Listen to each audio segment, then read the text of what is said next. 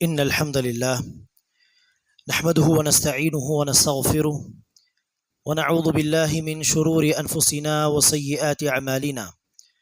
من يهده الله فلا مضل له ومن يضلل فلا هادي له، وأشهد أن لا إله إلا الله وحده لا شريك له، وأشهد أن محمدا عبده ورسوله. يا أيها الذين آمنوا اتقوا الله حق تقاته ولا تموتن إلا وأنتم مسلمون. يا أيها الناس اتقوا ربكم الذي خلقكم من نفس واحدة وخلق منها زوجها وبث منهما رجالا كثيرا ونساء، واتقوا الله الذي تساءلون به والأرحام إن الله كان عليكم رقيبا. يا أيها الذين آمنوا اتقوا الله وقولوا قولا سديدا يصلح لكم أعمالكم ويغفر لكم ذنوبكم، ومن يطع الله ورسوله فقد فاز فوزا عظيما. أما بعد فإن خير الحديث كتاب الله، وخير الهدي هدي محمد صلى الله عليه وسلم، وشر الأمور محدثاتها وكل محدثة بدعة وكل بدعة ضلالة وكل ضلالة في النار. قال الله عز وجل: هو الذي بعث في الأميين رسولا منهم يتلو عليهم آياته ويزكيهم ويعلمهم الكتاب والحكمة وإن كانوا من قبل لفي ضلال مبين. கண்ணியமிக்க சகோதர சகோதரிகளே, மஸ்னூன் ஹுத்பாவிற்கு பிறகு ஜுமுஆ அத்தியாயத்தின் 2வது வசனத்தை நான் படித்தேன். அந்த வசனத்தில் அல்லாஹ் சுப்ஹானஹு வ தஆலா சொல்கிறான், அல்லாஹ்தான் படிப்பறிவு இல்லாத, எழுத படிக்க தெரியாத அந்த அரபு மக்களுக்கு மத்தியில் அவர்களில் இருந்தே ஒரு தூதரை அனுப்பினான். அந்த தூதர் அந்த மக்களுக்கு அல்லாஹ்வுடைய வேதத்தின் வசனங்களை ஓதி காட்டுகிறார். மேலும் அவர்களை பரிசுத்தப்படுத்தக்கூடிய வேலையை செய்கிறார். மேலும் அவர்களுக்கு வேதத்தின் ஞானத்தின் அறிவை சொல்லித் தருகிறார். இதற்கு முன்பு அவர்கள் பகிரங்கமான வழிகேட்டில் இருந்தார்கள். அன்பானவர்களே, இந்த வசனத்தின் அடிப்படையில் இன்றைய இந்த ஜும்மா உரையில் ரமதானுக்கு பிறகும் குர்ஆனோடு நாம் இணைவோம் என்கிற தலைப்பில் நினைவூட்டல் என்கிற அடிப்படையில் சில விஷயங்களை சொல்ல விரும்புகிறேன். அன்பானவர்களே, குர்ஆனுடைய மாதமாகிய ரமதான் மாதத்தை நாம் கடந்து வந்துவிட்டோம். ஆனால் ரமதான் மாதம் முடிவடைந்ததும் குர்ஆனோடு நம்முடைய தொடர்பு முறிந்துவிடக்கூடாது. மாறாக குர்ஆன் ஒவ்வொரு காலத்திலும் ஒவ்வொரு நாள் ஒவ்வொரு நொடி நமக்கு இம்மை மறுமையின் நன்மைகளை, பரக்கத்துகளை பெற்றுத்தரக்கூடிய, நமக்கு நேர்வழி காட்டக்கூடிய, அல்லாஹ்வின் புறத்திலிருந்து அளப்பரிய பாக்கியங்களை பெற்றுத்தரக்கூடிய ஒரு வேதமாக இருக்கிறது. ஆகவே அத்தகைய வேதத்தோடு நம்முடைய தொடர்பானது ரமதான் மாதத்தில் மாத்திரம் இருக்கக்கூடாது. மாறாக ஒவ்வொரு நாள் இருக்க வேண்டும், ஒவ்வொரு மாதமும் இருக்க வேண்டும். இறுதி மூச்சு வரை குர்ஆனோடு நம்முடைய தொடர்பு இருக்க வேண்டும். அந்த அடிப்படையில் தான் அன்பானவர்களே, இந்த குர்ஆனோடு ரமதானுக்கு அடுத்துள்ள இந்த மாதங்களிலும் ஒவ்வொரு நாளும் நாம் இணைய வேண்டும். குர்ஆனோடு தன்னுடைய தொடர்பை வலுவாக்கி கொள்ள வேண்டும். இந்த குர்ஆன் அல்லாஹ் சுப்ஹானஹு வ தஆலாவுடைய வார்த்தை. இது கலாமுல்லாஹ், அல்லாஹ்வுடைய வார்த்தை என்று சொல்லும் பொழுது இந்த குர்ஆனை நாம் படித்தால் அல்லாஹ் பேசிய வார்த்தைகளை நாம் படிக்கிறோம், அல்லாஹ்வுடைய அந்த வார்த்தைகளை நாம் ஓதுகிறோம் என்று பொருள். இது எவ்வளவு பெரிய பாக்கியம்! இது அல்லாஹ் பேசி, அல்லாஹ் மொழிந்த அந்த வார்த்தைகளை நாம் ஓதுகிறோம். அல்லாஹ் சொன்ன அந்த விஷயங்களை நாம் படித்து புரிந்து கொள்ள முயற்சிக்கிறோம் என்று சொன்னால் இது இந்த உலகத்தில் நமக்கு கிடைத்த மிகப்பெரிய பாக்கியம், மிகப்பெரிய தௌஃபீக். ஆகவே அல்லாஹ்வுடைய கலாமாகிய இந்த வேதத்தோடு நாம் இணைய வேண்டும். மேலும் இந்த குர்ஆன் நபிகள் நாயகம் ஸல்லல்லாஹு அலைஹி வஸல்லம் அவர்களுக்கு வழங்கப்பட்ட மிகப்பெரிய அத்தாட்சி. நபிகள் நாயகம் ஒரு உண்மை நபி என்பதற்கு அல்லாஹ் நூற்றுக்கணக்கான அத்தாட்சிகளை, முஅஜிசாத்துகளை வழங்கியிருந்தான். அதில் ரசூலுக்கு அல்லாஹ் வழங்கிய மிகப்பெரிய முஅஜிசா, மிகப்பெரிய அத்தாட்சி, மிகப்பெரிய சான்று இந்த குர்ஆன் ஆகும். அப்படிப்பட்ட குர்ஆனோடு நாம் இணைய வேண்டும், தன்னுடைய தொடர்பை வலுவாக்கி கொள்ள வேண்டும். இந்த குர்ஆனை நாம் படித்து குர்ஆனுடைய அர்த்தங்களை, பொருளை விளங்கி படிக்க முயற்சித்தால், குர்ஆனில் சிந்தித்து பார்த்தால், இது நமக்கு நபிமார்களுடைய முந்தைய சமூகங்களுடைய வரலாறை சொல்லக்கூடிய ஒரு வேதமாகவும் இருக்கும். குர்ஆனுடைய பொருட்களை அறிந்து நாம் படித்தால் இது நமக்கு கொள்கையை விலக்கி விலக்கி சொல்லக்கூடிய வேதமாகவும் இருக்கிறது என்பதை விளங்கிக் கொள்ள முடியும். குர்ஆனை நாம் புரிந்து படித்தால் இது உலக வாழ்க்கையில் நமக்கு வரக்கூடிய துன்பங்கள், துயரங்கள், அந்த சமயங்களில் நமக்கு ஆறுதல் தரக்கூடிய ஒரு வேதமாகவும் இருக்கிறது என்பதை நம்மால் உணர முடியும். குர்ஆனை புரிந்து நாம் படித்தால் இது ஒவ்வொரு நேரத்திலும் சரியான முடிவை எடுக்கக்கூடிய ஒரு வழிகாட்டியாக, ஹிதாயத்தை தரக்கூடிய ஒரு வேதமாக இருக்கிறது என்பதையும் நம்மால் உணர முடியும். அதே போல உள்ளங்களில் இருக்கக்கூடிய நோய் நொடிகளுக்கு நிவாரணம் தரக்கூடிய ஒரு ஷிஃபாவாகவும் இது இருக்கிறது என்பதை நம்மால் உணர முடியும். அத்தகைய குர்ஆனோடு அன்பானவர்களை நாம் இணைய வேண்டும். இப்போது நாம் சொன்ன அந்த அனைத்து விஷயங்களும் எங்கிருந்து ஆரம்பமாகிறது என்று சொன்னால், குர்ஆனை கொண்டு நாம் பயனடைய வேண்டும், ஹிதாயத்து பெற வேண்டும், உள்ளங்களுக்கான ஷிஃபாவை பெற வேண்டும் என்று சொன்னால் குர்ஆனை படிக்க ஆரம்பித்தால்தான். குர்ஆனை பார்த்து படிக்க வேண்டும், குறிப்பாக பொருள் அறிந்து. வெறுமனே அரபி வார்த்தைகளை மாத்திரம் படிக்காமல், தமிழ் டிரான்ஸ்லேஷன் உண்டு, ஆங்கிலத்தில் அதற்குரிய டிரான்ஸ்லேஷன் உண்டு. நமக்கு தெரிந்த, நமக்கு நன்றாக விளங்கக்கூடிய மொழியை அடிப்படையாக வைத்து குர்ஆனை அர்த்தம் அறிந்து என்ன செய்ய வேண்டும், ஓத வேண்டும், படிக்க வேண்டும். அங்கிருந்துதான் அந்த ஹிதாயத்து தொடங்குகிறது. ஆகவேதான் அல்லாஹ் சுப்ஹானஹு வ தஆலா ஜுமா அத்தியாயத்தின் 2வது அந்த வசனத்திலே என்ன சொல்கிறான், அந்த தூதர் மக்களுக்கு அல்லாஹ்வின் வசனங்களை ஓதி காட்டுகிறார்.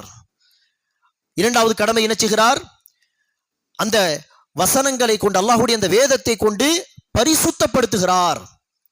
அந்த மக்களுடைய உள்ளங்களை ஷிர்க் என்கிற கொள்கையை விட்டு, இணை வைக்கக்கூடிய சிலை வணக்கம், அல்லாஹ்வின் நல்லடியார்களை அல்லாஹ்வுக்கு இணையாக ஆக்கி அல்லாஹ்வுடைய பிள்ளைகள், அல்லாஹ்வுடைய மகன் என்று சொல்லக்கூடிய அந்த கொள்கைகள், அத்தகைய ஷிர்க்கை விட்டு, இறை நிராகரிப்பை விட்டு, நயவஞ்சகத்தனத்தை விட்டு பரிசுத்தப்படுத்தக்கூடிய அந்த கடமையும் இந்த நபி செய்கிறார். அடுத்து வேதத்தின் மற்றும் ஞானம் என்கிற ஹதீஸின் கல்வியை அந்த சஹாபாவுக்கு புகட்டுகிறார் என்பதாக அல்லாஹ் சுப்ஹானஹு வ தஆலா சொல்கிறார். இதே விஷயங்களை சொல்லி நபிகள் நாயகம் அவர்களுடைய வருகைக்கு ஏறக்குறைய 2500 வருடங்கள் முன்பு அல்லது 3000 வருடங்கள் முன்பு இப்ராஹிம் அலைஹிஸ்ஸலாம் துஆ கேட்டார்கள், பிரார்த்தனை செய்தார்கள். இப்ராஹிம் அலைஹிஸ்ஸலாம் அவர்களும் இஸ்மாயில் அலைஹிஸ்ஸலாம் அவர்களும் சேர்ந்து காபத்துல்லாவை கட்டி எழுப்பிக் கொண்டிருக்கிறார்கள். அந்த சமயத்தில் இப்ராஹிம் அலைஹிஸ்ஸலாம் அவர்கள் கேட்ட துஆ, ரப்பனா வபஅஸ் ஃபீஹிம் ரசூலம் மின்ஹும் யத்லூ அலைஹிம் ஆயாத்திக வயுஅல்லிமுஹுமுல் கிதாப வல் ஹிக்மத வயுஸக்கீஹிம். யா அல்லாஹ், அந்த மக்களுக்கு மத்தியில் ஒரு தூதரை நீ அனுப்புவாயாக. அந்த தூதர் அந்த மக்களுக்கு உன்னுடைய வசனங்களை ஓதி காட்டட்டும், வேதத்தின் ஞானத்தின் கல்வியை புகட்டட்டும், மேலும் அந்த கல்வியை கொண்டு அவர்களை பரிசுத்தப்படுத்தட்டும் என்பதாக இப்ராஹிம் அலைஹிஸ்ஸலாம் அவர்கள் துஆ கேட்டார்கள். அந்த பிரார்த்தனையிலும் குர்ஆனுடைய வசனங்களை ஓதி காட்டுவது. இதே மாதிரியான 5-6 வசனங்கள் குர்ஆனில் உண்டு. இந்த தூதருடைய கடமை என்ன என்று அல்லாஹ் சுப்ஹானஹு வ தஆலா சொல்லும் பொழுது, குர்ஆனுடைய வசனங்களை ஓதி காட்டுவது, வேதத்தின் ஞானத்தின் கல்வியை புகட்டுவது, பரிசுத்தப்படுத்துவது என்றெல்லாம் சொல்கிறான். அந்த எல்லா வசனங்களிலும் முதலாவது கடமையாக அல்லாஹ் சொல்வது என்ன, குர்ஆனுடைய வசனங்களை ஓதி காட்டுவது, படித்து படித்து காட்டுவது. இதுதான் அன்பானவர்களை ஹிதாயத்துடைய ஆரம்பம். குர்ஆன் எடுத்து படிக்க வேண்டும், குறிப்பாக பொருள் அறிந்து படிக்க வேண்டும். பொருள் அறியாமலே படித்தாலும் இபாதத்து தான். திலாவத்து செய்வது, குர்ஆனை ஓதுவதே ஒரு தனி இபாதத். ஆனால் காலாகாலம் பொருள் அறியாமலே ஓதிக்கொண்டே இருக்கக்கூடாது. பொருள் அறிந்து படிக்க நாம் முயற்சிக்க வேண்டும். ஒரு சஹாபி வருகிறார், அப்துல்லா பின் அமர் பின் ஆஸ் ரலியல்லாஹு அன்ஹு. ரசூலிடம் கேட்கிறார்கள், யா ரசூலல்லாஹ், நான் எத்தனை நாட்களில் முழு குர்ஆனை படித்து முடிக்கலாம் என்று சொல்ல, ரசூல் அவர்கள் ஒரு மாதம் சொன்னார்கள். அதை விட சீக்கிரமாக முடிக்க முடியும் என்று சொல்ல, சரி 15 நாட்களில் முடியுங்க என்று சொன்னார்கள். இல்லை யா ரசூல், அதை விட சீக்கிரமாக என்னால் முடிக்க முடியும் என்று சொல்ல, ரசூல் சொன்னார்கள், சரி 7 நாட்களில் குர்ஆனை முடித்து விடுங்கள். அதை விட சீக்கிரமாக முடிக்க முடியும் என்று சொல்ல, ரசூல் சொன்னார்கள், இறுதியாக 3 நாட்களில் நீங்கள் அதிகபட்சம் குர்ஆனை முழுமையாக படித்து முடிக்கலாம். அதை விட சீக்கிரமாக நீங்கள் படித்து முடிக்க விரும்பினால் உங்களுக்கு குர்ஆன் விளங்காது என்று சொன்னார்கள். இந்த ஹதீஸை கொண்டு நாம் புரிந்து கொள்ள வேண்டிய ஒரு கருத்து என்னவென்றால், அன்பானவர்களே, அந்த சஹாபி கேட்ட கேள்வி என்ன, குர்ஆனை எத்தனை நாட்களில் படித்து முடிக்கலாம் என்று ஓதுவதை குறித்து, திலாவத் செய்வதை குறித்து தான் அந்த சஹாபி கேள்வி கேட்டார்கள். ஆனால் ரசூல் சொன்ன பதில் என்ன, 3 நாட்களில் அதிகபட்சம் நீங்கள் குர்ஆனை முடியுங்கள், அதை விட சீக்கிரமாக முடிக்க முயற்சித்தால் உங்களுக்கு குர்ஆன் விளங்காது. சஹாபி கேட்ட கேள்வி திலாவத் குறித்து, பார்த்து ஓதுவது. ஆனால் ரசூல் சொன்னது புரிந்து படிப்பது, விளங்கி படிப்பது. என்ன அர்த்தம்? குர்ஆனை படித்தாலே விளங்கி படிக்க வேண்டும், பொருள் அறிந்து படிக்க வேண்டும். நமக்கு அரபிக்கு தெரியாதே, அரபி மொழி தெரிந்தால் தானே விளங்கி படிக்க முடியும் என்று சொன்னால், சரி அரபி மொழியை தான் பல உலமாக்கள், பல அறிஞர்கள் பொதுமக்களுக்காக தமிழிலோ ஆங்கிலத்திலோ உருது மொழியிலோ மொழிபெயர்ப்பு செய்திருக்கிறார்களே, அந்த டிரான்ஸ்லேஷனை பயன்படுத்தி திலாவத்து செய்யும் பொழுது ஒரு கால் ஜுஸ், அரை ஜுஸ் நாம் படித்தாலும் அதில் சில வசனங்களை, 10-20 வசனங்களை பொருள் அறிந்தும் நாம் என்ன செய்ய வேண்டும்? படிப்பதை கடைபிடிக்க வேண்டும். இவ்வாறு அன்பானவர்களே, குர்ஆனோடு தன்னுடைய தொடர்பை நாம் மேம்படுத்திக் கொள்ள வேண்டும். குர்ஆனை பொருள் அறிந்து படிப்பது, இங்கிருந்துதான் அந்த குர்ஆனிலிருந்து ஹிதாயத்தை பெறுவது, அந்த குர்ஆனிலிருந்து ஷிஃபாவை பெறுவது, அந்த குர்ஆனில் இருந்து தன்னுடைய துன்பங்கள் துயரங்களிலே மன நிம்மதியை, ஆறுதலை பெறுவது என்கிற எல்லா நன்மைகளும் அங்கிருந்தான் ஆரம்பமாகிறது. குர்ஆனை படிக்காமல், குர்ஆனை பொருள் அறிந்து ஓதாமல் ஹிதாயத்தை பெற முடியாது, ஷிஃபாவை பெற முடியாது, குர்ஆனை கொண்டு மன நிம்மதியை, ஆறுதலை பெற முடியாது. அன்பானவர்களை, இந்த குர்ஆனை பொருள் அறிந்து படித்தால் குர்ஆன் நம்முடைய உள்ளங்களில் ஏற்படுத்தக்கூடிய அந்த தாக்கமே வேறு. உள்ளங்களில் குர்ஆன் ஏற்படுத்தக்கூடிய அந்த தாக்கத்தை வார்த்தைகளால் நம்மால் வர்ணிக்க முடியாது, அதை விளக்கி சொல்ல முடியாது. குர்ஆன் ஏற்படுத்தக்கூடிய தாக்கத்துக்கு நபி ஸல்லல்லாஹு அலைஹி வஸல்லம் வாழ்க்கையில் இருந்து ஆரம்பித்து இந்த நாம் வாழ்ந்து கொண்டிருக்கக்கூடிய இந்த நவீன காலம் வரை பல உதாரணங்களை நம்மால் எடுத்து சொல்ல முடியும். குர்ஆன் உள்ளங்களில் ஏற்படுத்தக்கூடிய தாக்கம் எப்படிப்பட்டது? ரசூலுடைய வாழ்க்கையிலிருந்து சில உதாரணங்கள் என்று சொல்வதாக இருந்தால், நபிகள் நாயகம் ஸல்லல்லாஹு அலைஹி வஸல்லம் அவர்கள் ஒரு முறை இரவு தொழுகை தொழுது கொண்டிருக்கிறார், தஹஜ்ஜுத் தொழுகை. அந்த தொழுகையில் நபி ஸல்லல்லாஹு அலைஹி வஸல்லம் அவர்கள் மாயிதா சூராவுடைய வசனங்களை ஓதிக்கொண்டே இருக்கிறார்கள். அப்போது மாயிதா சூரா முடிவதற்கு சில வசனங்கள் முன்பு ஒரு வசனம் வரும். அந்த வசனத்திலே அல்லாஹ் சுப்ஹானஹு வ தஆலா ஈசா அலைஹிஸ்ஸலாத்து வஸ்ஸலாம் அவர்கள் சொல்வதாக குறிப்பிடுகிறான். ஈசா அலைஹிஸ்ஸலாம் அவர்கள் சொல்கிறார்கள் அல்லாஹ்வை பார்த்து, அவர்கள் நாளை மறுமை நாளிலே, தீர்ப்பு நாள் அன்று அல்லாஹ்வை பார்த்தவர்கள் சொல்வார்களாம், ஈசா அலைஹிஸ்ஸலாம் அவர்கள், இன் துஅذிபுஹும் ஃபஇன்னஹும் இபாதுக் வ இன் தக்ஃபிர் லஹும் ஃபஇன்னக அன்தல் அஸீஸுல் ஹகீம். யா அல்லாஹ், உன்னுடைய இந்த அடியார்களை நீ வேதனை செய்தால் இவர்கள் உன்னுடைய அடியார்கள், அவர்கள் செய்த பாவங்களுக்கு வேதனை செய்வதற்கு உனக்கு உரிமை உண்டு. உன்னுடைய அடியார்கள் அவர்கள் செய்த பாவங்களுக்கு நீதமான முறையில் வேதனை கொடுப்பதற்கு நீ தகுதி உள்ளவன், உரிமை உள்ளவன், உன்னை யாரும் தடுக்க முடியாது. அதே நேரத்தில் வ இன் தக்ஃபிர் லஹும், நீ அவர்கள் மீது அருள் புரிந்து கருணை காட்டி அவர்களை மன்னித்து விட்டால் ஃபஇன்னக அன்தல் அஸீஸுல் ஹகீம், நீதான் மிகைக்கக்கூடியவன், ஞானம் உள்ளவன். நீ மன்னித்து விட வேண்டும் என்கிற ஒரு முடிவுக்கு வந்து விட்டால் யாரும் இதில் தலையிட முடியாது, உன்னை தடுக்க முடியாது யா அல்லாஹ் என்று ஈசா அலைஹிஸ்ஸலாத்து வஸ்ஸலாம் அவர்கள் தன்னுடைய சமூகத்தாருக்காக இந்த வார்த்தைகளை கொண்டு அல்லாஹ்விடத்தில் பேசுவார்கள் என்று அல்லாஹ் சொல்கிறான். இந்த வசனத்தை நபி ஸல்லல்லாஹு அலைஹி வஸல்லம் அவர்கள் அடைந்த பொழுது தஹஜ்ஜுத் தொழுகையிலே இந்த வசனத்தையே திரும்ப திரும்ப ரசூல் அவர்கள் பல முறை, பல தடவை தொடர்ந்து இதே வசனத்தை ஓதிக்கொண்டே இருந்தார்கள். எந்த அளவிற்கு என்று சொன்னால் ஃபஜர் தொழுகை நேரம் கூட நெருங்கிவிட்டது. வசனத்தை ஓதிக்கொண்டே இந்த வசனத்தை அடைந்த நபிகள் நாயகம் அடுத்த ரசூல் அவர்கள் போகவில்லை. இதே வசனத்தை பல முறை, எத்தனை 100 தடவை ரசூல் அவர்கள் ஓதி இருப்பார் சொல்ல முடியாது. இதே ஒரு வசனத்தை ஓதிக்கொண்டே தன்னுடைய தொழுகை முடித்து விட்டார். ஃபஜர் தொழுகை நேரமும் நெருங்கிவிட்டது என்று ஹதீஸிலே பார்க்கிறோம். காரணம் என்ன? அந்த வசனத்தை படிக்கும் பொழுது நபி ஸல்லல்லாஹு அலைஹி வஸல்லம் அவர்கள் அந்த பொருளை அடிப்படையாக வைத்து என்ன செய்தார்கள்? ஆழமாக சிந்தித்து, இது ஒவ்வொரு நபியுடைய ஆசை. அந்த ஆசையை தான் ஈசா அலைஹிஸ்ஸலாம் வார்த்தைகளால் அல்லாஹ்வை பார்த்து சொல்வார்கள், யா அல்லாஹ், இந்த அடியார்களை நீ வேதனை செய்தால் உனக்கு உரிமை உண்டு, ஆனால் இந்த அடியார்களை மன்னித்து விடு என்பதை ஈசா அலைஹிஸ்ஸலாம் என்ன வார்த்தைகளை கொண்டு சொல்வார்கள்? இந்த அடியார்களை நீ மன்னித்து விட்டால் உன்னை யாரும் தடுக்க முடியாது யா அல்லாஹ், நீதான் மிகைக்கக்கூடியவன். என்ன அர்த்தம்? இன்டைரக்ட்லி ஈசா அலைஹிஸ்ஸலாம் அல்லாஹ்விடத்திலே தன்னுடைய சமூகத்தாரை மன்னித்து விடும்படி சொல்கிறார்கள். இதுதானே ஒவ்வொரு நபியின் ஆசை. அல்லாஹ் எப்படியாவது அவர்களுடைய சமூகத்தாரை மன்னித்து சொர்க்கத்துக்கு அனுப்ப வேண்டும். ஆகவே அந்த உம்மத் மீது இருந்த அக்கறையின் காரணமாக அந்த வசனத்தின் பொருளை அறிந்த நபி ஸல்லல்லாஹு அலைஹி வஸல்லம் அவர்கள் தஹஜ்ஜுத் தொழுகை முழுவதும் இதே ஒரு வசனத்தை திரும்ப திரும்ப ஓதி கொண்டிருந்தார்கள் என்பதை ஹதீஸிலே பார்க்கிறோம். இதே போல் தான் அன்பானவர்களே, சஹாபா பெருமக்களுடைய உள்ளங்களிலும் இந்த குர்ஆன் இப்படிதான் தாக்கத்தை ஏற்படுத்தியது. சஹாபா பெருமக்கள் என்ன, காஃபிர்களுடைய உள்ளத்தில் கூட இந்த குர்ஆன் இப்படிதான் தாக்கத்தை ஏற்படுத்தியது. அதில் பல காஃபிர்கள் இஸ்லாத்தை ஏற்றுக்கொண்டார்களோ இல்லையோ, ஆனால் வசனங்களை புரிந்து படிக்கும் பொழுது குர்ஆன் ஏற்படுத்தக்கூடிய தாக்கம் எப்படி இருந்தது என்று பாருங்கள். ஒரு முறை நபிகள் நாயகம் ஸல்லல்லாஹு அலைஹி வஸல்லம் அவர்கள் சஹாபா பெருமக்களுடைய சபையில் நஜம் சூராவை ஓதிக்கொண்டிருந்தார்கள். ஒன் நஜ்மி இதா ஹவா மா ضل صاحبكم وما غوى وما ينطق عن الهوى என்று ஆரம்பிக்கக்கூடிய இந்த சூராவை ரசூல் அவர்கள் படித்தார்கள். சஹாபா பெருமக்கள் அந்த சபையில் உட்கார்ந்து அல்லாஹ்வுடைய வசனங்களை கேட்கிறார்கள். அக்கம் பக்கத்தில் இருந்த சில காஃபிர்களும் நின்று சூரத்து நஜ்மை ரசூல் அவர்கள் ஓத அதை செவிதாழ்த்தி கேட்டுக்கொண்டிருந்தார்கள். இன்று கூட நாம் பார்க்கிறோமா இல்லையா? ஏதாவது ஒரு ஸ்ட்ரீட் மீட்டிங் நடத்தப்பட்டால் முஸ்லிம்கள் உட்கார்ந்து அந்த உரையை கேட்பார்கள். சில முஸ்லிம் அல்லாத நண்பர்கள் நினைச்சுவார்கள் நின்று பேசக்கூடிய விஷயங்களை கேட்பார்கள். அப்படி மக்கத்து காஃபிர்களாக இருந்தாலும் ரசூல் அவர்கள் குர்ஆனை ஓதினால் சில சமயம் வினைச்சுவார்கள் நின்று கேட்பார்கள்.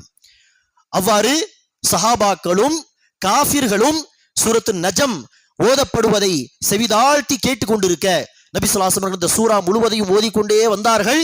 இறுதியாக அந்த சூராவுடைய கடைசி வசனத்திலே சஜ்தா இருக்கிறது, சஜ்தத்து திலாவா. நபி ஸல்லல்லாஹு அலைஹி வஸல்லம் அந்த வசனத்தை அடைந்தார்கள். அந்த வசனத்தை அடைந்ததும் நபி ஸல்லல்லாஹு அலைஹி வஸல்லம் சஜ்தா செய்தார். சஹாபா பெருமக்களும் சஜ்தா செய்தார்கள். சுத்தி இருந்த அந்த காஃபிர்களும் தன்னையே அறியாமல் மெய் மறந்து அவர்களும் சஜ்தாவில் விழுந்து விட்டார்கள். அந்த இறுதி வசனங்கள் எல்லாம் சொல்கிறான், அஸிஃபத்தில் ஆஸிஃபா, நெருங்கி வரக்கூடிய அந்த கியாம நாள் இன்னும் நெருங்கி வந்து விட்டது. லைஸ லஹா மின் தூனில்லாஹி காஷிஃபா, அந்த கியாமத் எப்போது வரும் எக்ஸாக்டாக அது அல்லாஹ்வுக்கு தான் தெரியும். அந்த கல்வி வேறு யாருக்கும் கிடையாது. அந்த கியாமத்தை வரவிடாமல் யாரும் தடுக்க முடியாது. அஃபமின் ஹாதல் ஹதீஸி தஅஜபூன், அல்லாஹ்வுடைய இந்த வார்த்தைகளை கேட்டு நீங்கள் ஆச்சரியப்படுகிறீர்களா? வதضحكون ولا تبكون, இந்த வசனங்களை கேட்டு நீங்கள் அழ வேண்டும், ஆனால் இந்த வசனங்களை கேட்ட பிறகும் நீங்கள் சிரிக்கிறீர்களா, பரிகாசம் செய்கிறீர்களா? ஃபஸ்ஜுது லில்லாஹி வஅபுது, இப்படி எல்லாம் விளையாட்டாக இருக்காமல் சஜ்தா செய்யுங்கள், அல்லாஹ்வை வணங்கி வழிபடுங்கள். இதுதான் படைக்கப்பட்ட நோக்கம். விளையாட்டாக அலட்சியமாக இருக்கக்கூடாது என்கிற இந்த வசனங்களை ரசூல் அவர்கள் ஓதிவிட்டு சஜ்தா செய்தார்கள். சஹாபா சஜ்தா செய்தார்கள். இதில் ஆச்சரியம் கிடையாது. காஃபிர்களும் ரசூலோடு சேர்ந்து சஜ்தாவில் விழுந்து விட்டார்கள். காரணம் என்ன? அந்த வசனங்கள் அந்த காஃபிர்களுடைய உள்ளத்தில் ஏற்படுத்திய அந்த தாக்கம். ஆகவேதான் அன்பானவர்களே, காஃபிர்களுடைய உள்ளத்திலேயே குர்ஆனை பொருள் அறிந்து படித்தால் ஒரு தாக்கம் ஏற்படும் என்று சொன்னால், நாம் குர்ஆனை நம்பிக்கை கொண்ட மக்கள், இது அல்லாஹ்வுடைய வார்த்தை என்கிற நம்பிக்கை நம்முடைய உள்ளத்தில் இருக்கிறது. இந்த குர்ஆனில் தான் இம்மை மறுமையுடைய வெற்றி இருப்பதாக நாம் உறுதியாக நம்புகிறோம். அந்த உறுதியான நம்பிக்கை கொண்ட முஸ்லிம்களாகிய, அல்லாஹ்வை நம்பிக்கை கொண்ட மக்களாகிய நாம் குர்ஆனை பொருள் அறிந்து படித்தால் ஏன் இந்த குர்ஆன் நம்முடைய உள்ளத்தில் தாக்கத்தை ஏற்படுத்தாது? அப்படிப்பட்ட ஒரு தொடர்பை நாம் குர்ஆனோடு ஏற்படுத்தி கொண்டால் ஒவ்வொரு நாளும் அன்பானவர்களே, கொள்கை சம்பந்தப்பட்ட விஷயத்திலே, மார்க்கம் தொடர்பான விஷயத்திலே நமக்கு ஒரு தெளிவு கிடைக்கும். உலக வாழ்க்கை விஷயத்தில் நாம் நிம்மதி இல்லாமல் பிரச்சனைகளுக்கு மத்தியில் கவலைக்கிடமாக இருக்கிறோம் என்று சொன்னால் அதிலும் நமக்கு தீர்வு கிடைக்கும். உதாரணத்திற்கு பாருங்கள், ஜுபைர் பின் முத்இம் ரலியல்லாஹு அன்ஹு அவர்கள் சொல்கிறார்கள், அவர்கள் காஃபிராக இருந்த பொழுது, ஜுபைர் பின் முத்இம் அவர்கள் ஒரு நபி தோழர், சஹாபி, காஃபிராக இருந்த சமயத்தில் நடந்த ஒரு சம்பவத்தை சொல்கிறார்கள். நான் ஒரு முறை நபிகள் நாயகம் ஸல்லல்லாஹு அலைஹி வஸல்லம் அவர்கள் மக்ரிப் தொழுகையில் இருந்து கொண்டு சூரத்து தூர் அத்தியாயத்தை ஓதி கொண்டிருந்தார்கள். அந்த வசனத்தை நான் செவிதாழ்த்தி கேட்டுக்கொண்டிருந்தேன். காஃபிராக இருந்த சமயத்தில் நடந்த சம்பவத்தை அறிவிக்கிறார். சொல்கிறார்கள், நபிகள் நாயகம் மக்ரிப் தொழுகையிலே தூர் அத்தியாயத்தின் வசனங்களை ஓதி கொண்டிருந்தார். அந்த அத்தியாயத்தை நீங்கள் படித்து பார்த்தால் தெரியும். அந்த அத்தியாயத்தின் இறுதியில் அல்லாஹ் அடுக்கடுக்காக காஃபிர்களை பார்த்து பல கேள்விகளை கேட்பான். அந்த கேள்விகளை பொருள் அறிந்து படித்தால் நம்முடைய உள்ளமே நடுநடுங்கி போய்விடும். அப்படிப்பட்ட கேள்விகள். அந்த கேள்விகளில் அல்லாஹ் இறுதியில் சில கேள்விகளை கேட்கிறான். குறிப்பாக நாத்திகவாதிகளை பார்த்து அல்லாஹ் இந்த கேள்வியை கேட்கிறான். நாத்திகவாதிகள் என்று சொன்னால் யார்? கடவுளே இல்லை, இந்த அகிலத்தை படைத்தவன், பரிபாலிக்கக்கூடியவன், மனிதர்களை படைத்தவன், அப்படி ஒரு கடவுளே கிடையாது, எல்லாமே தானாக தான் நடந்து கொண்டிருக்கிறது என்று சொல்கிறார்களே, அத்தகைய நாத்திகவாதிகளை பார்த்து அல்லாஹ் கேள்வி கேட்கிறான். அம் ஹுலிகு மின் கைரி ஷைஇன் அம் ஹுமுல் காலிகூன், ஒரு படைப்பாளன் இல்லாமல், ஒரு காலிக் இல்லாமல் இவர்கள் தானாகவே வந்து விட்டார்களா, அல்லது இவர்கள் தம்மை தாமே படைத்துக் கொண்டார்களா? இந்த இரண்டில் எது என்பதாக அல்லாஹ் சுப்ஹானஹு வ தஆலா கேட்கிறான். இந்த வசனங்களை செவிதாழ்த்தி கேட்டுக்கொண்டிருந்த ஜுபைர் பின் முத்இம் அவர்கள் சொல்கிறார்கள், அந்த வசனங்களை கேட்டதும் என்னுடைய உள்ளம் அப்படியே பறந்து விட்டது. என்ன அர்த்தம்? அந்த வசனங்களை கேட்ட அந்த பொருளை உணர்ந்த அவர் பூமியிலே இல்லை, அவர்கள் அப்படியே பறந்து ஏதோ வேறு உலகத்துக்கு சென்று விட்டதாக அவர்கள் உணர்கிறார்கள். சொல்கிறார்கள், தூர் அத்தியாயத்தின் அந்த வசனங்களை கேட்ட என்னுடைய உள்ளம் அப்படியே பறந்து விட்டது, மெய் மறந்து நான் அந்த வசனங்களில் ஆழமான அந்த பொருள்களில் சென்று விட்டேன் என்பதாக ஜுபைர் பின் முத்இம் ரலியல்லாஹு அன்ஹு அவர்கள் சொல்கிறார். இதற்கு அடுத்துதான் அவர்கள் செய்தார்கள், இஸ்லாத்தை தழுவினார்கள். ஆகவே உள்ளங்களில் அல்லாஹ் சுப்ஹானஹு வ தஆலா இப்படிப்பட்ட ஒரு மாற்றத்தை கொள்கை விஷயத்திலே, மார்க்க விஷயத்திலே ஒரு தாக்கத்தை ஏற்படுத்துகிறார் இந்த குர்ஆனை கொண்டு. இது அந்த காலத்தில் நடந்த சம்பவம் என்று நாம் யோசிக்கலாம். அப்படி அல்ல, இந்த காலத்தில் கூட இஸ்லாத்தை தழுவிய சகோதரர்கள் இருப்பார்களே நமக்கு மத்தியில், அவர்களை சந்தித்து நீங்கள் பேசி பாருங்கள். எதற்காக நீங்கள் இஸ்லாத்தை தழுவினீர்கள்? அதில் பெரும்பாலான சகோதரர்கள் சொல்லக்கூடிய பதில் என்ன? குர்ஆனை படித்தேன், சூரத்துல் ஃபாத்திஹாவை படித்தேன், அது ஒரு தாக்கத்தை ஏற்படுத்தியது. இந்த சூராவின் இந்த வசனத்தை படித்தேன், ஒரு தாக்கம் ஏற்பட்டது. பல சகோதரர்கள் சொல்லக்கூடிய கருத்து இதுதான். குர்ஆனை படித்துதான் அவர்களுடைய உள்ளங்களில் ஒரு தாக்கம் ஏற்பட்டிருக்கும். இந்த காலத்தில் நமக்கு மத்தியில் இருக்கக்கூடிய சகோதரத்தில் நீங்கள் கேட்டு பாருங்கள், பேசி பாருங்கள். அப்படிப்பட்ட ஒரு உதாரணம் தான் சமீப காலத்தில் கொரோனா காலத்திலே வஃபாத்தான ஒரு பெரிய மார்க்க அறிஞர். அவருடைய பெயர் தியாவுர் ரஹ்மான் அஅதமி என்று சொல்வோம். அஅதமி என்று சொன்னால் யூபி மாநிலத்தில் ஆசம்கட் என்கிற ஒரு ஊர் உண்டு. அந்த ஊரை சார்ந்த ஒரு பிராமின். அவருடைய பழைய பெயர் பாங்கே ராம், அப்படி ஏதோ ஒரு பெயர். அவர்கள் இஸ்லாத்தை தழுவிய காரணத்தினால் பலர் அவரை கொலை செய்ய வேண்டும் என்று முயற்சி செய்த பொழுது உயிர் தப்பித்து என்ன செய்தார்கள்? தமிழ்நாட்டுக்கு ஓடி வந்தார்கள். இங்கு வந்த பிறகு யாரோ சொன்னார்கள், நீங்கள் மார்க்கத்தை கற்றுக்கொள்ள வேண்டும் என்று சொன்னால் உம்ராபாத் மதரசாவுக்கு சென்று விடுங்கள், அங்கு உங்களுக்கு மார்க்க கல்வி கிடைக்கும் என்பதாக சொல்லப்பட்டது.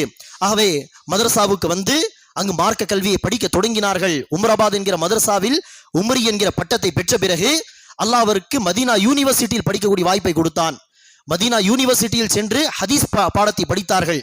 அடுத்து மக்கா யூனிவர்சிட்டி உம்முல் குராவில் படிக்கக்கூடிய வாய்ப்பு அல்லாஹ் கொடுத்தான், அங்கு படித்தார்கள். அடுத்து எகிப்தில் இருக்கக்கூடிய ஜாமியா அஸ்ஹரில் படிக்கக்கூடிய வாய்ப்பு கிடைத்தது, அங்கும் படித்தார்கள். பிறகு சவுதி ரிட்டர்ன் வந்து மதீனா யூனிவர்சிட்டியில் ஹதீஸ் கலை சார்ந்த அந்த கல்லூரிக்கு பிரின்சிபலாக அவர்கள் நியமிக்கப்பட்டார்கள். அங்கு நீண்ட காலம் பணிபுரிந்தார். இறுதியாக கொரோனா காலத்தில் அவர்கள் இறந்த சமயத்தில் ஹதீஸ் கலை சார்ந்த ஒரு பெரிய நூலை அவர்கள் தொகுத்து முடித்த நிலையில் தான் வஃபாத்தானார்கள். 16,000 ஆதாரபூர்வமான ஹதீஸ்களுடைய தொகுப்பது அல் ஜாமிஉல் காமில் என்கிற நூலை தொகுத்தார்கள். அவ்வளவு பெரிய பணி. இப்படிப்பட்ட பணியை அல்லாஹ் சுப்ஹானஹு வ தஆலா அவர்கள் மூலியமாக வாங்கினானே. அவர் எப்படி இஸ்லாத்தை தழுவினார் என்று சொன்னால், அவர்கள் யூபியிலே தன்னுடைய ஊரில் இருக்கும் பொழுது அவருடைய ஒரு நண்பர், முஸ்லிம் நண்பர் என்ன செய்கிறார்? ஒரு முறை பள்ளிவாசலுக்கு அழைத்து வருகிறார். பள்ளிவாசலுக்கு அழைத்து வந்து தொழுகையில் அவர்கள் கலந்து கொண்டார்கள். அல்ல தொழுகைக்கு பிறகு இமாம் தர்ஸ் கொடுக்கும் பொழுது அந்த தர்ஸை கேட்டார்களே தெரியவில்லை. அந்த தர்ஸை கேட்கும் பொழுது அந்த இமாம் என்ன செய்கிறார்? அன்கபூத் அத்தியாயத்தின் ஒரு வசனத்தை படித்து அதற்கான ஒரு சுருக்கமான விளக்கத்தை சொல்கிறார். அந்த வசனத்தை எல்லாம் என்ன சொல்கிறான்? எவர்கள் அல்லாஹ்வை விட்டுவிட்டு மற்ற பொய்யான தெய்வங்களை அழைக்கிறார்களோ, கடவுள்களாக நினைத்து, அவர்களுடைய உதாரணம் இந்த சிலந்தியுடைய வீட்டு போன்றது. வீடுகளில் மிக பலவீனமான வீடு இந்த சிலந்தியுடைய வீடுதான். காற்று அடித்தால் அது நாசமாக போய்விடும். யாராவது தொடப்பம் எடுத்து இப்படி அடித்தால் நாசமாக போய்விடும். அந்த வீடு என்ன செய்யாது? வெயிலில் அந்த சிலந்தியை காப்பாத்தாது. அது குளிர்காலத்தில் அது எந்த விதத்திலும் பயன் தராது. ஒரு பேருக்கு ஒரு வீடு, அவ்வளவுதான். இதுதான் காஃபிர்களுடைய உதாரணம் என்பதாக அல்லாஹ் சுப்ஹானஹு வ தஆலா சொல்கிறான். இந்த வசனத்தின் விளக்கத்தை கேட்ட பிறகுதான் அவர்கள் செய்தார்கள். தியாவுர் ரஹ்மான் ஆதுமி அவர்கள் இஸ்லாத்தை தழுவினார்கள். பாங்கேராமில் இருந்து தியாவுர் ரஹ்மானாக மாறி ஹதீஸ் துறையை சார்ந்த மிகப்பெரிய ஒரு அறிஞராக இந்த காலத்தில் அவர்கள் போற்றப்படுகிறார்கள். இது குர்ஆன் ஏற்படுத்திய தாக்கம் தானே. ஒரு வசனத்தை செவிதாழ்த்தி கேட்டார்கள், அது அவர்களுடைய உள்ளத்தில் ஏற்படுத்திய தாக்கம். ஆக வெண்பானவர்களே, கொள்கை விஷயத்திலே, மார்க்கம் தொடர்பான விஷயத்திலே நமக்கு ஒரு தெளிவு வேண்டும் என்று சொன்னால் குர்ஆனோடு தன்னுடைய தொடர்பை நாம் ஏற்படுத்திக் கொள்ள வேண்டும். அதே போல்தான் உலக வாழ்க்கையில் துன்பத்திலும் துயரங்களிலும் சோதனைகளுக்கு மத்தியிலும் கவலைக்கிடமாக இருக்கக்கூடிய ஒவ்வொரு நபருக்கும் அல்லாஹ் சுப்ஹானஹு வ தஆலா இந்த குர்ஆனிலே மன நிம்மதியை வைத்திருக்கிறான்.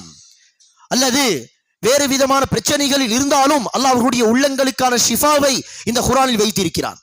நபிகள் நாயகம் ஸல்லல்லாஹு அலைஹி வஸல்லம் அவர்கள் மக்கத்து வாழ்க்கையிலே சுத்தி எல்லோரும் ரசூல் அவர்களை புறக்கணிக்கிறார்கள், பொய்யாக்குகிறார்கள். எந்த அளவிற்கு என்றால், ரசூல் அவர்களுடைய நெருங்கிய உறவினர்கள் உள்பட, அபூ லஹப், அபூ ஜஹல், ரசூலுடைய உறவினர்கள் எல்லோரும், அவர்களும் ரசூலை நினைச்சுகிறார்கள், இவர் ஒரு பொய்யான நபி, இவர் சொல்வதெல்லாம் பொய், கட்டுக்கதைகள், கற்பனை கதைகள் என்பதாக ரசூலை பொய்யாக்கி அந்த காலத்தில் நபி ஸல்லல்லாஹு அலைஹி வஸல்லம் அவர்கள் மனமுடைந்த நிலையில் இருந்தார்கள். என்ன இப்படி என்னை பார்த்து யார், எந்த சமூக மக்கள் சாதிக், உண்மை உரைப்பவர், உண்மை மட்டுமே பேசுபவர் என்று சொல்லிக் கொண்டிருந்தார்களோ, அந்த மக்கள், அந்த உறவினர்கள் இப்போது என்னை பார்த்து பொய்யன், சூனியவாதி என்றெல்லாம் சொல்கிறார்களே என்கிற அந்த கவலையில் இருந்த சமயத்தில் தான் அல்லாஹ் சுப்ஹானஹு வ தஆலா யூசுப் அத்தியாயத்தை இறக்கி வைத்தான். சூரா யூசுப். அந்த யூசுப் அத்தியாயத்தில் ரசூலுக்கு அல்லாஹ் ஆறுதல் தருகிறான், மன நிம்மதியை தருகிறான். அது எப்படி? யூசுப் அலைஹிஸ்ஸலாத்து வஸ்ஸலாம் அவர்கள் சிறுவராக சிறு பிள்ளையாக இருந்த பொழுது வீட்டை விட்டு தன்னுடைய தந்தை யாக்கூப் அலைஹிஸ்ஸலாமை விட்டு பிரிந்து நிம்மதியாக வாழ்ந்து கொண்டிருந்த அந்த வீட்டை விட்டு வெளியேறி இப்போது ஒரு அடிமையாக இன்னொரு நாட்டிலே அந்நியர்களுக்கு மத்தியில் வாழ்கிறார்கள். ஒரு நீண்ட காலகட்டம் குடும்பத்தை பார்க்காமல், தந்தையை பார்க்காமல் அடிமைத்தனத்தோடு வாழ்ந்தார்கள். பல துன்பங்களை, இன்னல்களை சந்தித்தார்கள் என்று சொன்னால் அத்தனை துன்பங்களுக்கும் காரணம் யார்? யாரோ ஒரு நபர் கிடையாது, மாறாக யூசுப் அலைஹிஸ்ஸலாம் அவருடைய சொந்த சகோதரர்கள். சொந்த சகோதரர்களால் தான் யூசுப் அலைஹிஸ்ஸலாம் அத்தனை துன்பங்களை சந்தித்தார்கள். ஆகவே நபியே முகமதே, நீங்கள் சந்திக்கக்கூடிய இந்த துன்பங்கள் புதிய ஒரு விஷயம் கிடையாது, இது பழைய வரலாறு. இதற்கு முன்பும் பல நபிமார்கள் தன்னுடைய சொந்த பந்தங்களால் பல துன்பங்களை சந்தித்து இருக்கிறார்கள். ஆகவே நீங்களும் பொறுமையாக இருங்கள். அதே போல்தான் யூசுப் அலைஹிஸ்ஸலாமுடைய அதே வரலாறில் ரசூலுக்கு அல்லாஹ் சொல்லக்கூடிய இன்னொரு ஆறுதல் என்ன? என்னதான் அவர்கள் பல துன்பங்களை சந்தித்து இருந்தாலும் அதே அவர்களுடைய தோழர்கள், அவர்களுடைய சகோதரர்கள் ஒரு காலகட்டத்திற்கு பிறகு நினைச்சார்கள், யூசுப் அலைஹிஸ்ஸலாம் அவர்களுக்கு முன்னால் நின்று அவர்களிடத்திலே உதவியை நாடக்கூடியவர்களாக, மன்னிப்பு கேட்கக்கூடியவர்களாக மாறி வந்தார்கள். இதே மாதிரியான ஒரு நிலைமை உங்களுடைய வாழ்க்கையிலும் ஏற்படலாம் என்கிற ஒரு ஆறுதலும் இருந்தது.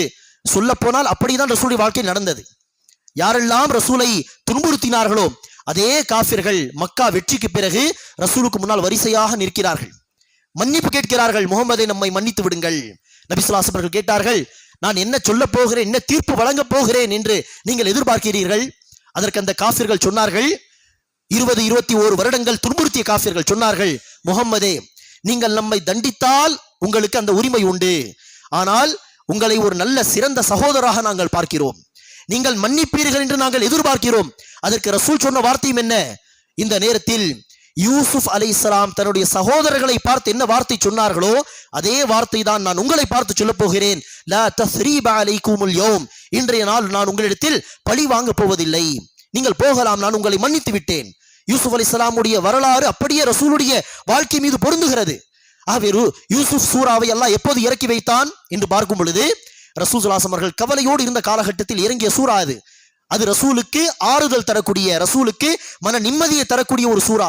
அதே போல் தான் மாணவர்களே, குர்ஆனுடைய அர்த்தங்களை நாம் புரிந்து படித்தால் நம்முடைய வாழ்க்கையில் இருக்கக்கூடிய பிரச்சனைகளுக்கும் குர்ஆனில் தீர்வு கிடைக்கும்.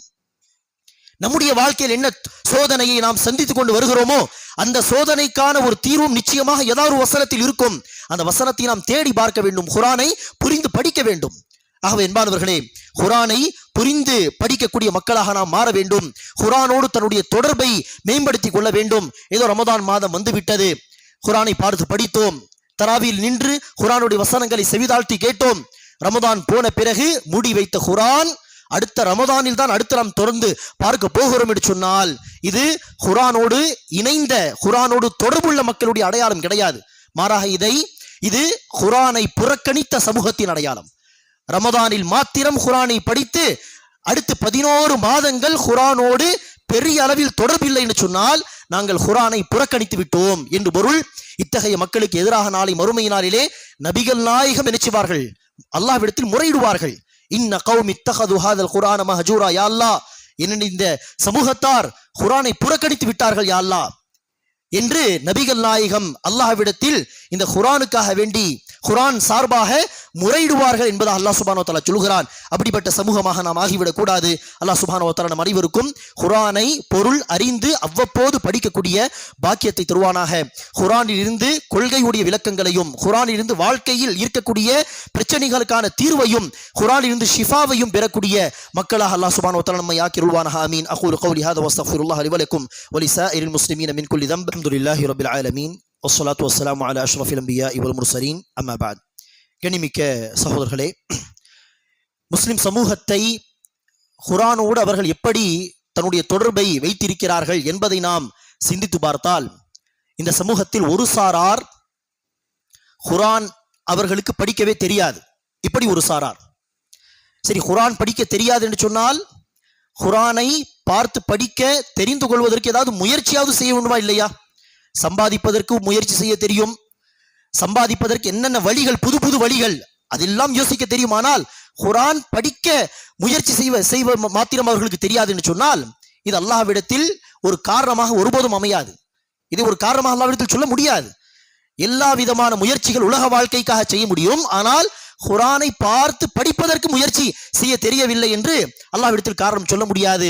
ஆகவே அத்தகைய சகோதரர்கள் சகோதரிகள் குர்ஆனை பார்த்து படிக்க முயற்சி செலவு செய்து சில நாட்களில் படிக்க தெரிந்து கொள்ளலாம். அது பெரிய கஷ்டமான வேலையெல்லாம் கிடையாது. குர்ஆனை பார்த்து படிக்க முயற்சிக்க வேண்டும். சரி, ஒரு சாரார் யார் குர்ஆனை பார்த்து படிக்க தெரிந்தாலும் படிப்பது கிடையாது. அது ரமதான் மாதத்தில் மாத்திரம் படிப்பார்கள், அல்லது வீட்டில் யாராவது இறந்து விட்டால் செய்வார்கள். மௌத்தாவுக்கு பஹஷ்னா என்கிற பெயரில் செய்வார்கள். ஈசாலே சவாப் என்கிற பெயரிலே அந்த குர்ஆனுடைய கூலியை அனுப்ப வேண்டும் என்கிற பெயரிலே பிதத்தான முறையில் குர்ஆனை ஓதுவார்கள். இப்படி ஒரு சாரார்.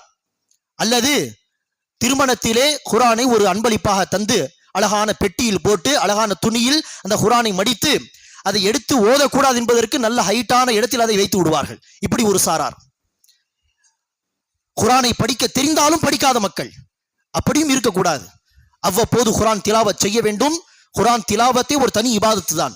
சரி, குர்ஆன் படிக்க தெரிந்து யார் குர்ஆனை படிக்கிறார்களோ அதில் ஒரு சாரார் யார் என்று சொன்னால் காலா காலமாக பார்த்து ஓதுவதை மாத்திரம் ஒரு இபாதத்தாக செய்வார்கள். பொருள் அறிந்து படிக்கலாமே, தமிழ் மொழிபெயர்ப்போடு படிக்கலாமே, உருது டிரான்ஸ்லேஷனோடு படித்து அந்த வசனத்தில் எல்லாம் என்னதான் சொல்ல வருகிறான் என்பதை விளங்கிக் கொள்ளலாமே என்கிற முயற்சியை செய்வது கிடையாது. ஏராளமான டிரான்ஸ்லேஷன் உண்டு, எத்தனையோ நூற்கள் புத்தகங்கள் உண்டு. அதை வாங்கி வீட்டில் வைத்து படிப்பதற்கான தௌஃபீக் கிடைப்பதில்லை. ஆகவே அன்பானவர்களை, படிக்க தெரிந்தவர்கள் படிக்கக்கூடியவர்கள் அடுத்த கட்டமாக குர்ஆனை பொருள் அறிந்து படிக்க என்ன செய்ய வேண்டும்? முயற்சி செய்ய வேண்டும். அதற்கு நேரத்தை ஒதுக்க வேண்டும். நாம் ஒவ்வொரு நாள் சூரத்துல் ஃபாத்திஹாவை தொழுகையில் ஓதுகிறோம். எத்தனை பேருக்கு சூரத்துல் ஃபாத்திஹாவுடைய பொருள் தெரியும்? அல்ஹம்துலில்லாஹி ரப்பில் ஆலமீன் என்று சொன்னால் என்ன? அர் ரஹ்மானிர் ரஹீமிற்கு என்ன பொருள்? எத்தனை பேருக்கு தெரியும்? ஆயத்துல் குர்சி எல்லா முஸ்லிம்களுக்கு தெரிந்த வசனம்தான். ஒவ்வொரு இரவு நாம் ஓதுவோம், தொழுகைக்கு பிறகு ஓதுவோம். எத்தனை பேருக்கு ஆயத்துல் குர்சியுடைய அர்த்தம் தெரியும்? குல் ஹுவல்லாஹு அஹத், சூரத்துல் இக்லாஸ் எல்லோருக்கும் மரணமாக உள்ள சூரா. எத்தனை பேருக்கு சூரத்துல் இக்லாஸ் உடைய பொருள் தெரியும்?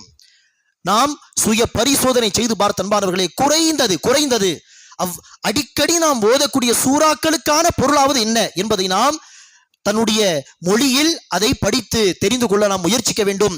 நிச்சயமாக பொருள் அறிந்து படிக்கும் பொழுது அல்லாஹ் சுப்ஹானஹு வ தஆலா குர்ஆனிலே நமக்கு நேர்வழியை வைத்திருக்கிறான், பிரச்சனைகளுக்கான தீர்வுகளை வைத்திருக்கிறான், உள்ளங்களுக்கான ஷிஃபாவை அல்லாஹ் சுப்ஹானஹு வ தஆலா வைத்திருக்கிறான். அல்லாஹ் சுப்ஹானஹு வ தஆலா நம் அனைவருக்கும் குர்ஆனில் இருந்து இப்போது நாம் சொன்ன எல்லா நன்மைகளை பெறக்கூடிய நர்பாக்கியசாலிகளாக நம்மை ஆக்கி அருள் புரிவானாக. குர்ஆனோடு அல்லாஹ் சுப்ஹானஹு வ தஆலா நம் அனைவருக்கும் தொடர்பை வலுப்படுத்தக்கூடிய தௌஃபீகை தருவானாக. குர்ஆனை பொருள் அறிந்து படித்து ஹிதாயத்தை பெற்று தன்னுடைய வாழ்க்கையில் குர்ஆனை நடைமுறைப்படுத்தக்கூடிய நன்மக்களாக அல்லாஹ் சுப்ஹானஹு வ தஆலா நம்மை ஆக்கி அருள்வானாக. ஆமீன்.